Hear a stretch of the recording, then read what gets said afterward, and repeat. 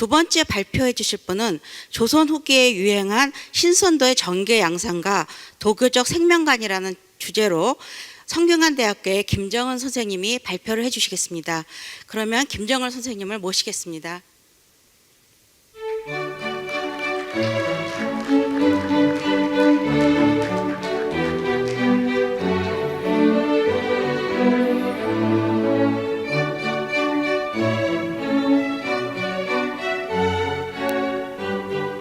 제가 김정은 선생님에 대해서 잠깐 소개해 드리겠습니다. 선생님은 성균관대학교 예술철학 박사로서 주요 논조로는 오늘 굉장히 많이 나왔던, 앞에서도 나왔던 요지연도, 조선 후기 요지연도에 표현된 생명관, 조선 후기 신선도에 내재된 생명관 등의 많은 논문을 발표하셨습니다. 그럼 이제 선생님의 발표를 듣도록 하겠습니다. 안녕하세요. 조선 후기 신선도의 정교 양상과 도교적 생명관을 발표할 김정은이라고 합니다. 조선 후기는 이 성리학의 이념 국가인 유교 국가입니다. 그러나 조선 왕조는 도교적 교의를 지닌 신선도가 궁중에서 궁중회화와 장식화, 행사용으로 사용하였고, 또한 세화와 축소용으로도 사용하게 됩니다. 이러한 성격의 그림을 민속예술이라고 할 수 있는데, 이러한 예술은 물질 문화적 관점에서 가장 한국적인 결정체라고도 볼 수 있는 것입니다. 그러므로 한국학적, 문화인류학적, 민속학적 등의 방면에 매우 균형한 연구 주제라고 학자들 사이에서는 말씀하고 계십니다. 이 같은 주제인 회화는 현대에 와서도 민화의 형식으로 유행하고 있습니다. 네, 이것은 인간의 감정이 시대를 초월하여 존재하고 있기 때문이라고 생각합니다. 그러면 먼저 이 그림이 조선 후기에 유행하게 됐는데, 조선 후기에 하게 된 조선의 후기 시대상을 간략하게 살펴보겠습니다. 조선은 한국사의 시대 구분에 있어서 그 근대로 설정되어 중세와 근대 사이에 위치되어 있습니다. 시대 구분에 있어서 임진왜란과 병자호란을 양난을 계기로 하여 전후기로 나누기도 하고, 15세기를 초기, 16, 17세기를 중기, 18, 9세기를 후기로 설정하기도 합니다. 16세기 조선은 인간의 심성을 수련하는 심론이 발달하여 자기의 몸과 마음을 닦는 수기에 치중하였습니다. 그런데 17세기에는 실천윤리와 사회윤리로서 치인의 비중을 둔 예론이 발달하게 되었습니다. 그 예론이라 하는 것은 예로서 나라를 다스린다는 그 의미인데, 사실 이러한 것은 성리학이 한층 더 심화되어 있는 실정이 되었습니다.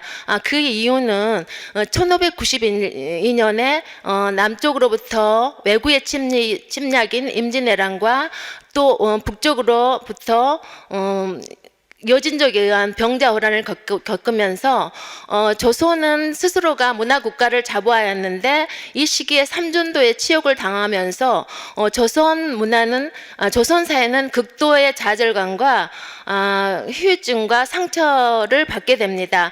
이러한 국민적 자부심을 회복하기 위해서 하부 구조를 재건하여 체제를 정비하는 데 전력 투구를 하게 됩니다. 그럼으로써 예로서 나라를 다스린다는 이 예론이 발달하게 됐습니다.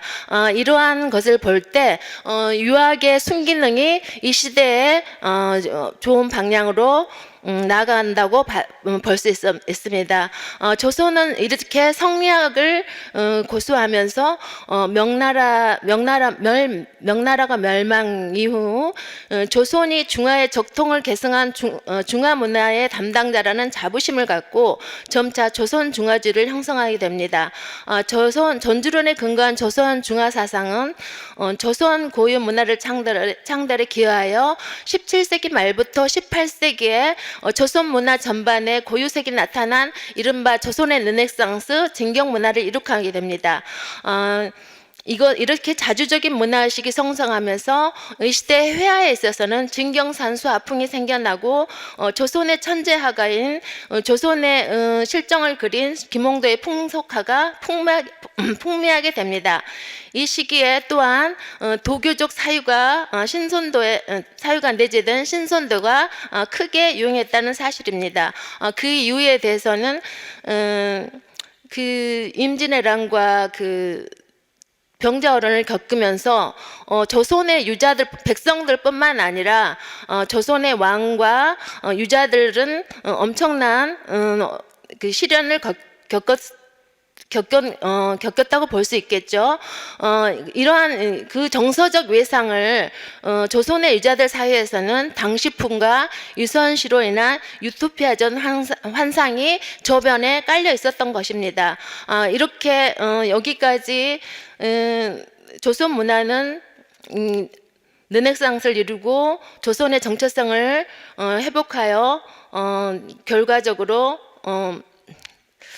문화에 있어서는 이렇게 부흥기를 맞이하나 18세기 후반 정조 사후에 세도 정체가 시작하면서 지배 계급의 부패로 인하여 인위적인 인간의 재난과 또한 이 시기에는 자연재해로 인하여 전염병이 창궐한 때였습니다.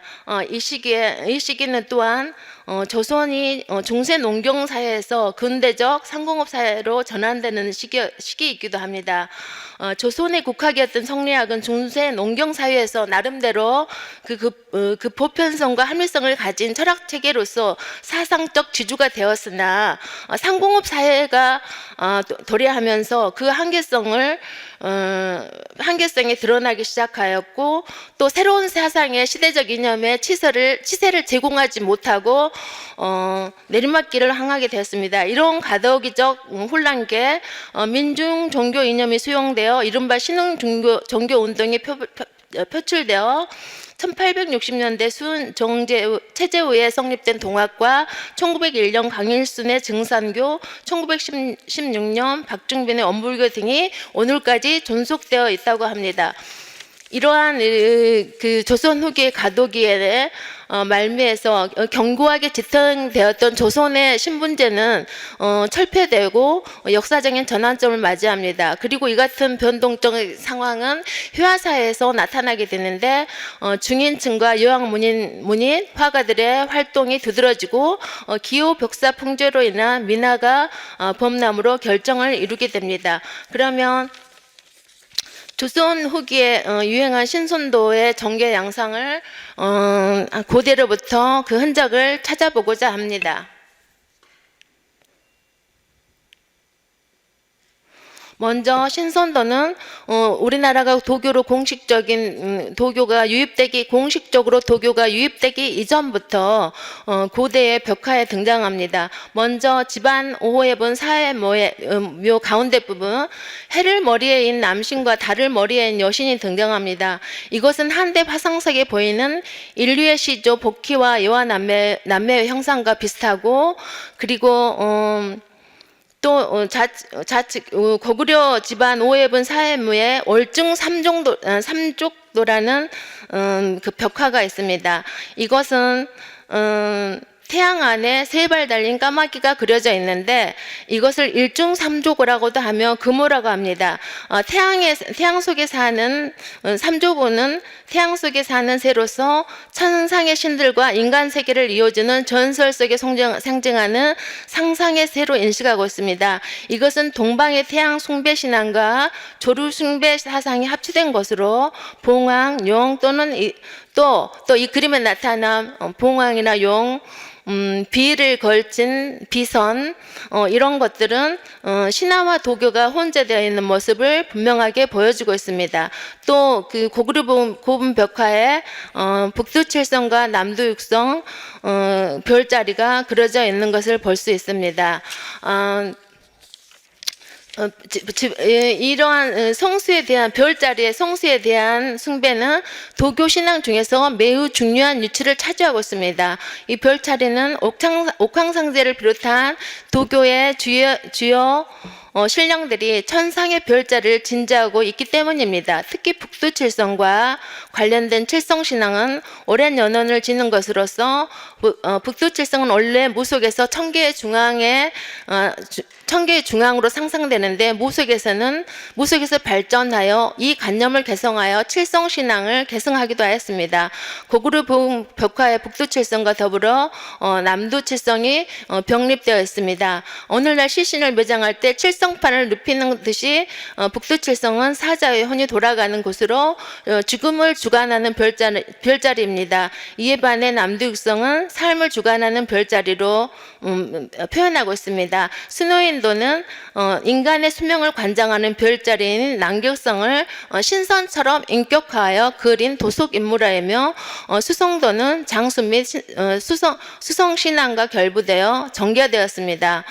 장수를 상징하는 의미상 특성 때문에 세아나 축사로 일반에까지 많이 애호되었습니다.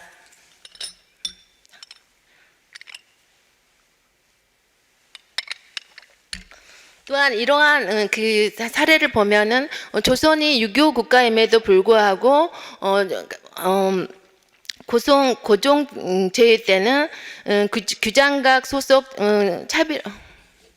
차비령 하원으로 활동했던 장승업은 국왕의 장수와 평안을 기원하는 그림을 진상하였는데 봄을 상징하는 춘남극 노인과 가을을 상징하는 춘남극 노인이란 작품 두 병풍을 화려한 채색화를 그려서 진상하였습니다. 여기에 등장하는 남극 노인은 수속 노인이라 하며 인간의 수명을 간장하는 도교의 신선이자 별자리입니다. 이 별이 나타나면 국가가 편안해지고 또한 왕의 수명이 길어진다고 하였는데 반면 보이지 않게 될 때는 전란은 일어난다고 하였습니다. 이 대련에 그래서 남극성이 보이면 임금이 오래 살고 천하가 잘 다스려진다고 하였습니다.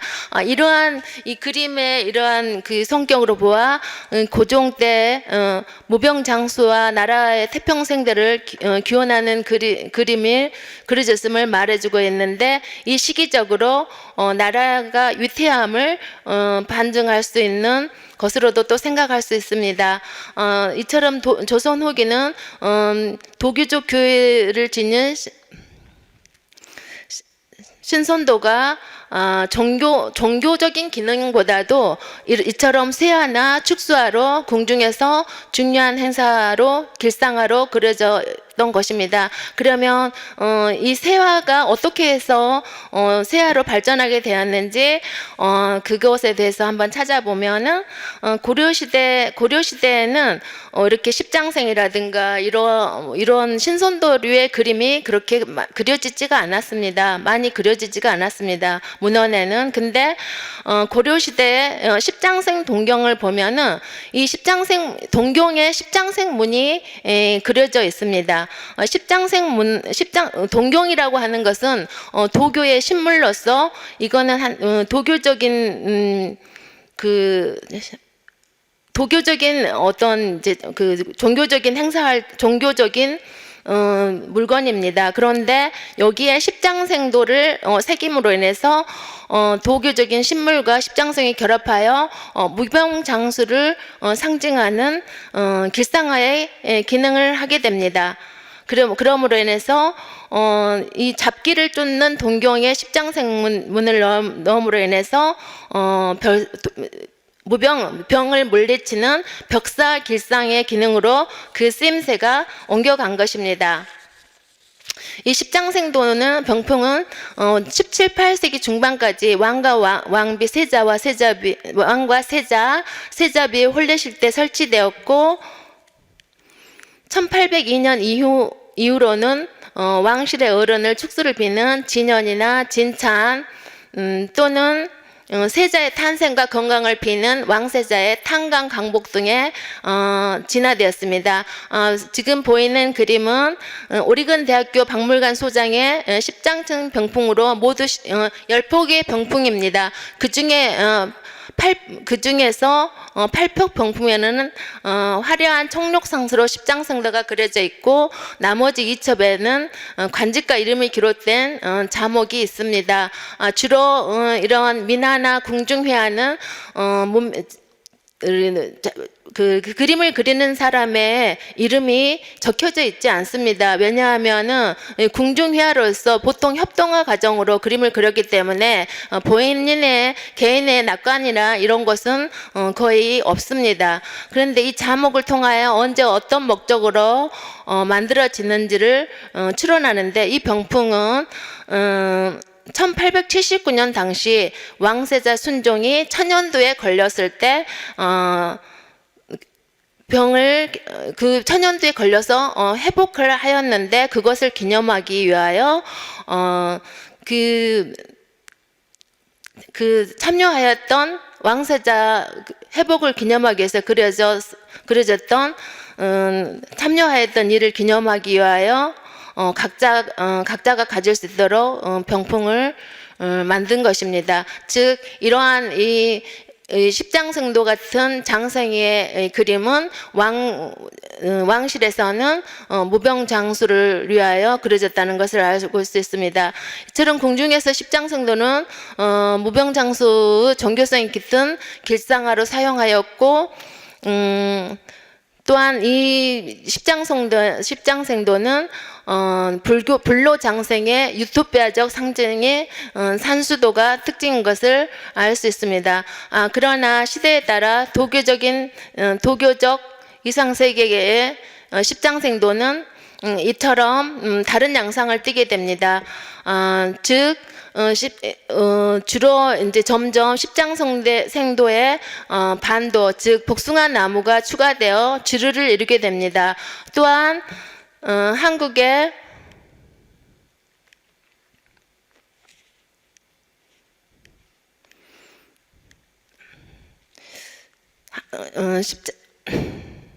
즉 도교적인 낙원의 도교적인 낙원의 색이 점점 짙어진다고 볼 수 있는 것입니다.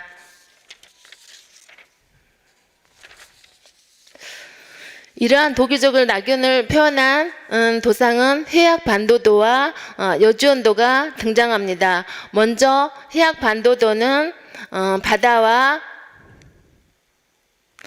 바다학 반도가 중심 제재가 되는 장생도의 한 가지로서 십장생도의 물가 부분이 독립되어 확장된 양상입니다.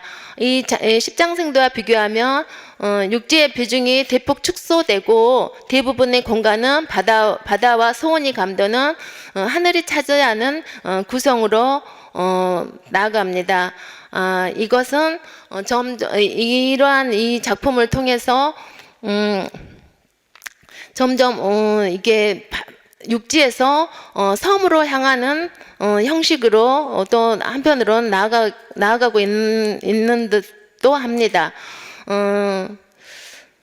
또한 이 우리나라에서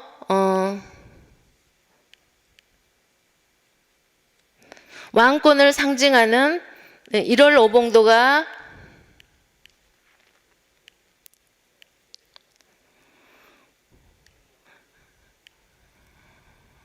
안 된다.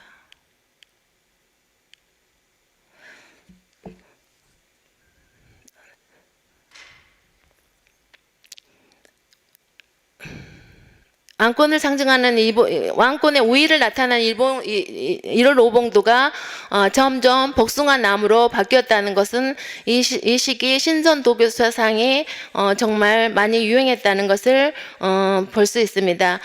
또한 이러한 바다 가운데 반도가 그려진 해반도도는 요주원도의 배경이 되는 또 성모의 거처를 연상시키기도 합니다.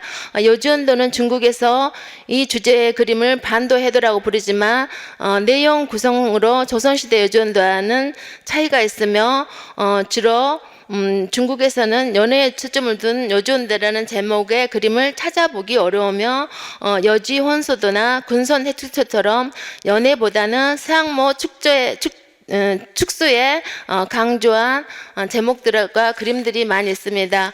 그림의 내용에서 새학모를 배하라는 주목각이나 하늘로부터 강림하는 수학모를 맞이하는 신선들, 수학모에게 헌수하는 불보살과 군선 등 수학모에 대한 축소의 행위에 초점이 맞춰 모여 있습니다. 아울러 신비로운 골륜산의 경관도 비중 있게 차지하고 있습니다. 이 요지온도 도상은 그 요지온이라는 주제 도상은 중국에서 빌려온 것이지만 조선시대 화가들은 이를 한국인의 기호를 살려 응용하였습니다. 조선시대 요지온도는 육지연애와 불보살과 군선들이 도회하는 바다 장면으로 또 양분되어 거듭 표현한 것입니다. 두 가지 장면이 마치 아무 관계 없는 듯한 주제의 그림을 주제를 그림에 붙여넣어 자연스러운 화면을 구성하고 있습니다. 이 요지온도 또한 궁중에서 길상화로서의 쓰임을 하였는데 1800년대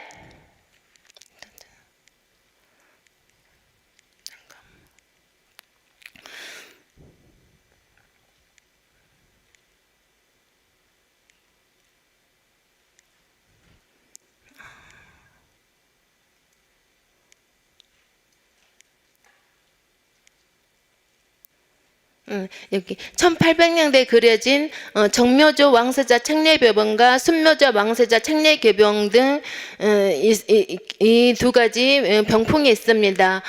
이러한 기록을 통해서 왕세자 순조의 책봉을 기념하여 선정관청에서 만든 책례교본과 순조의 원자가 1812년 왕세자가 책봉될 때 여기 마찬가지로 과거에 산실청에 일했던 간원들이 만든 탄강계병에서 볼 수 있는 것입니다. 이처럼 요지온도의 그림을 통하여 궁중에서는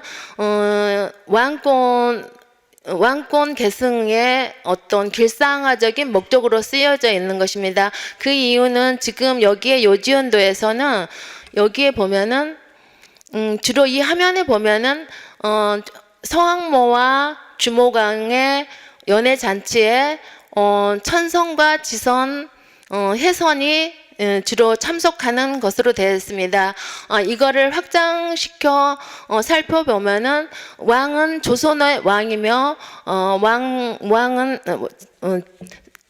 소학모와 조선의 왕이 연애를 베풀고 주변에 신선들이 모여있는 장면은 이 무대를 중심으로 하여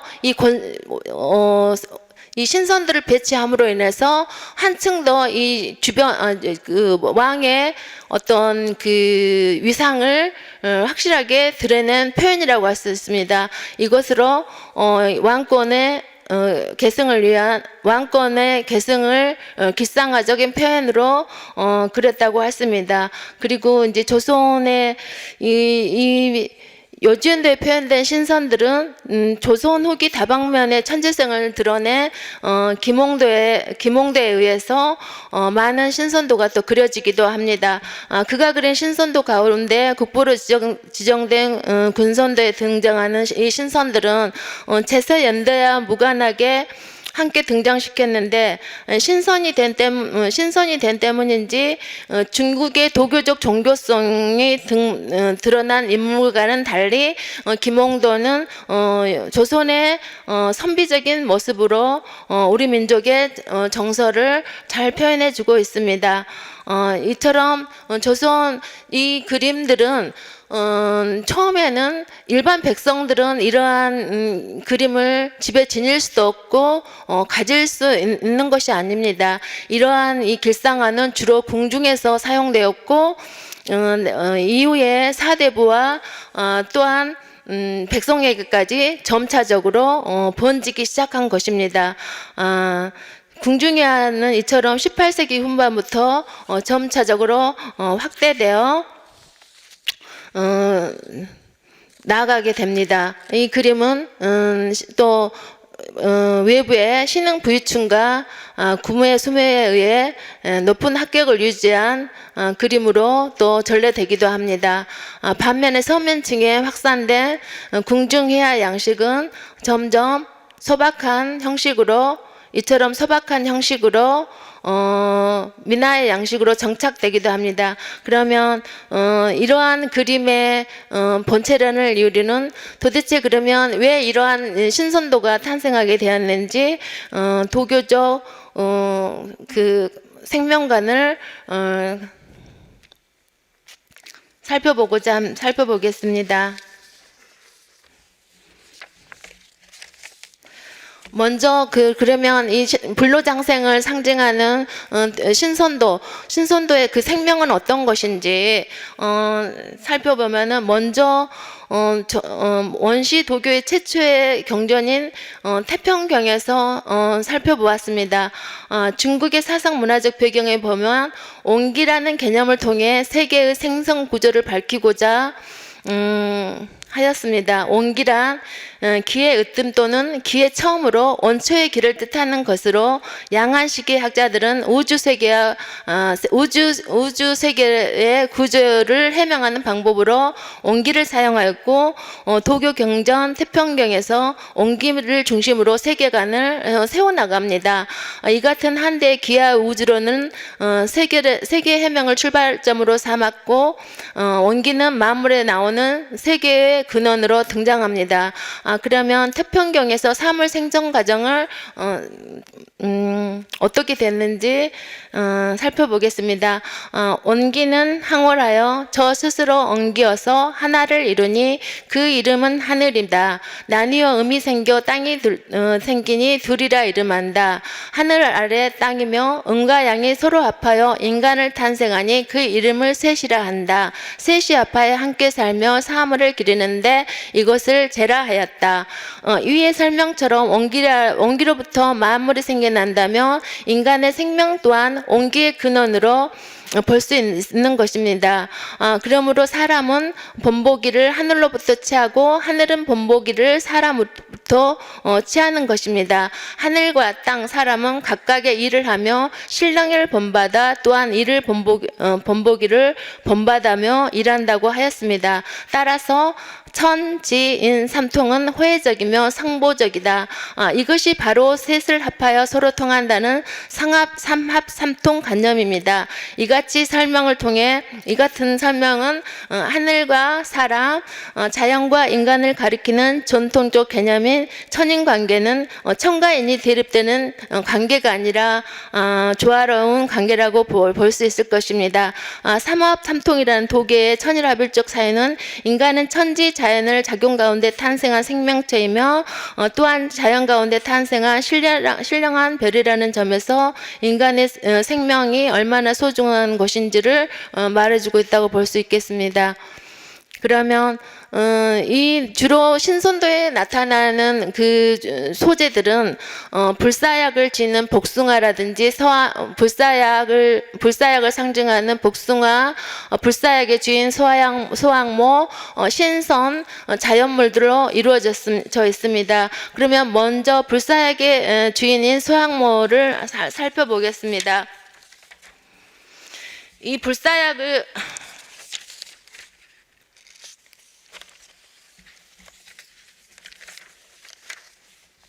먼저 서항모는 한국에서 불교가 중국으로 전래되기 이전부터 거구로 보분법화에서 등장합니다. 거구로 고분은 시신을 안치하는 공간이지만 죽은 자의 재생을 부활을 믿는 장소로 개세적인 세계관이 지배하는 곳입니다.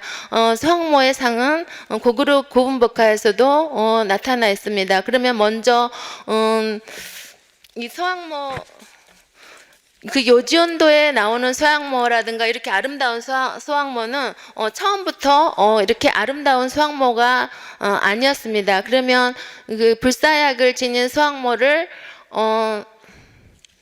먼저 찾아보겠습니다. 그러면 이 중국 최초의 신화집인 산화경에서 그 소항모는 호랑이 이빨을 한 호랑이 이빨 범의 꼬리를 한 이렇게 반인 반수의 모습이었습니다. 그리고 또 그 옆에 주먹왕과 유별하는 수학모 천문도가 보이는데 이 수학모는 시대에 따라서 시대의 사상과 문화를 결합하여서 처음에는 산해경 신화에서는 이렇게 호치본매의 모습이었지만 모계사에서 부계사회로 가면서 점점 수학모는 아름다운 여성으로 변모하게 됩니다. 그 세 번째 그 항아 분홀상이 있는데 이 항아 분홀상을 통해서 서항모의 위상은 복숭아를 든 여신으로 그 어떤 지위를 상승하게 됩니다. 왜냐하면은 여기서 이 항아 전설에는 복숭아를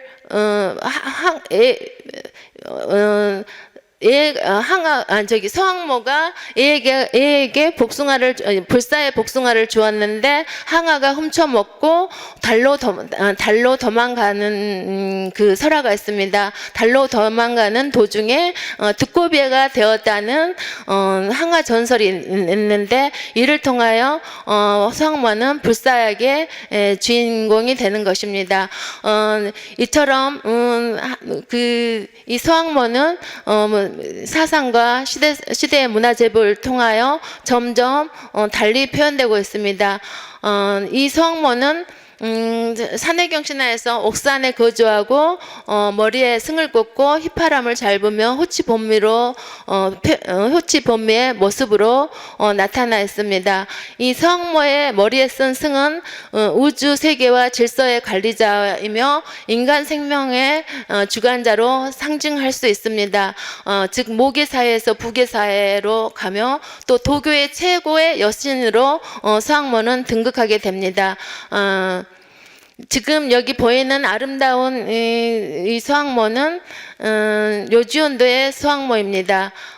이렇게 여기 지금 이 요지온도의 서항모는 왜 현대에 와서는 이렇게 아름답고 젊은 여신으로 변모되었을까 생각해 볼 때 인간은 생사의 경로에서 가장 젊고 아름다운 시절이 영속되기를 바라는 인간의 불례장생의 소망이 들어있다고 볼 수 있습니다. 또한 인간과 그 여신의 그 잔치는 인간과 낙원에서 신과 인간이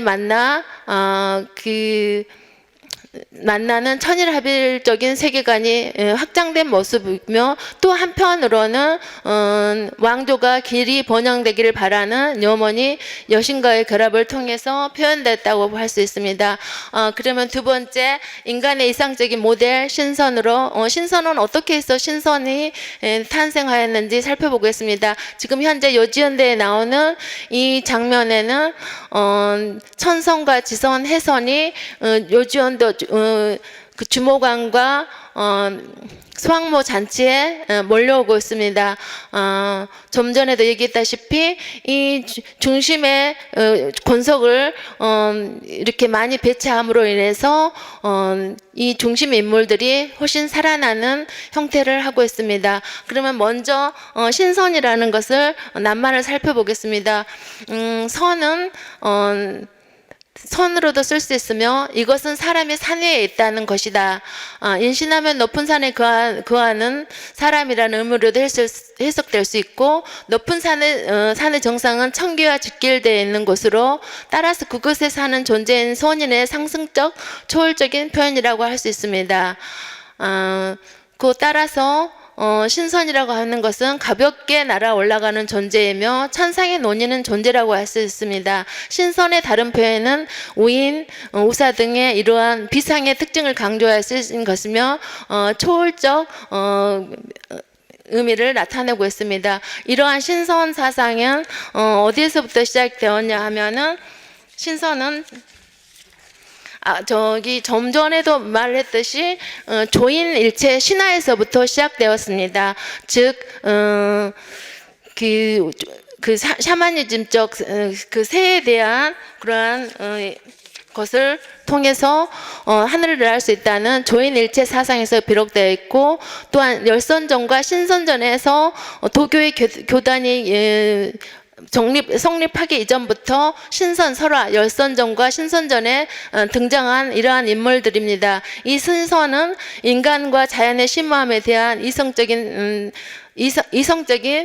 탐색으로 생긴 인물로서 인간의 시비와 선악, 이민죄, 권선징악 등의 관념이 들어있으며, 또한 인격이 고매하며 이상적인 인간이라고 할 수 있습니다.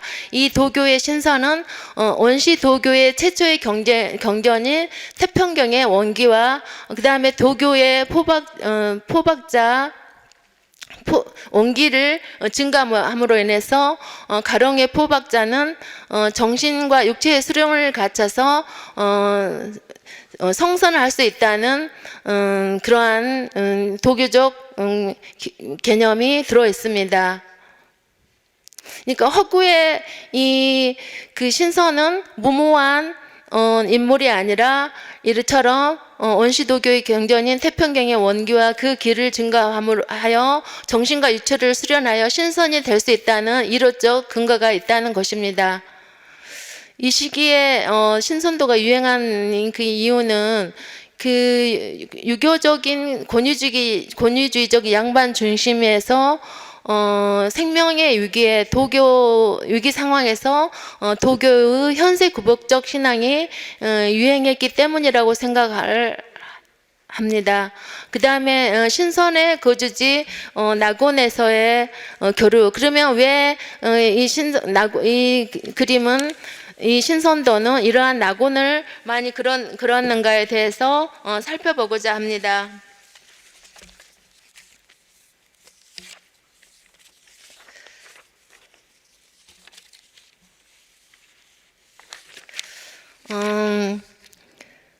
이 도교에서는 우주의 근이 인간뿐만 아니라 사물에 대해도 부여된 것으로 보는데, 그 중에서 강물은 영원히 썩지 않은 온전한 기운을 지닌 것으로 간주되었습니다. 금이 나오 기이한 수속 외에도 수은, 납, 유황이 불사약이 금단의 자료가 된 것은 이 때문입니다.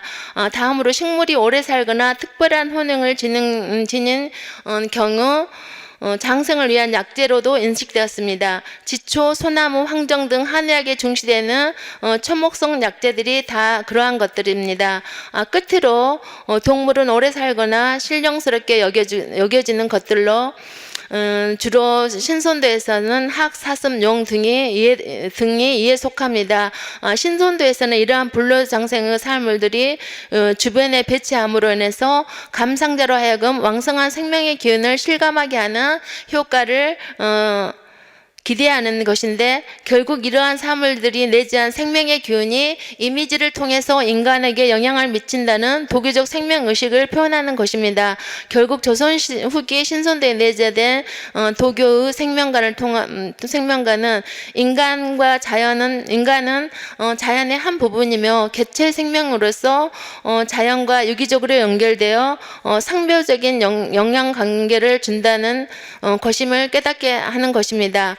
조선 후기 사람들은 왕조 사회의 모순과 질곡 속에서도 신선도라는 예술 작품을 통해서 이렇게 깨달음을 얻고 지친 심신을 치유할 수 있었던 것입니다. 인간의 생명은 유한하며 일회성으로서 그 어떤 가치보다 소중하다고 할 수 있습니다. 그러므로 이로부터 오복 가운데 그 첫 번째를 수로 여겼습니다. 현대는 초과학 시대를 맞이했으나 인류는 이 질병으로 인해서 새로운 생명의 위기를 처했습니다. 신선도의 생명관에 대한 탐구가 생명의 원천인 자연의 소중함과 존귀함을 환기시켜주는 계기가 되었으면 하는 바람입니다. 이상 논의를 마치겠습니다. 감사합니다. 좋은 논문 발표해 주신 김정은 선생님께 다시 한번 큰 박수 부탁드립니다. 이 논문에서는 굉장히 중요한 것으로서 도교적 생명관에 대해서 많이 논하였는데, 조선 후기 신선 사상의 불로장생의 의미를 지닌 신선도가 어떻게 사대부와 백성들까지 민화 형식으로 확산된 요인을 도교 문화적 맥락에서 생명관을 중심으로 서술하고 있습니다. 여기서 굉장히 중요한 내용이 도교적 생명관인데, 그러면 신선도는 인간은 자연의 한 부분이며 개체 생명으로서 대자연과 유기적으로 연결되어 있는 상보적 관계라는 이 도교적 생명 사이가 예술로 승화되어 표현된 것이라는 것을 중심으로 말씀하셨습니다.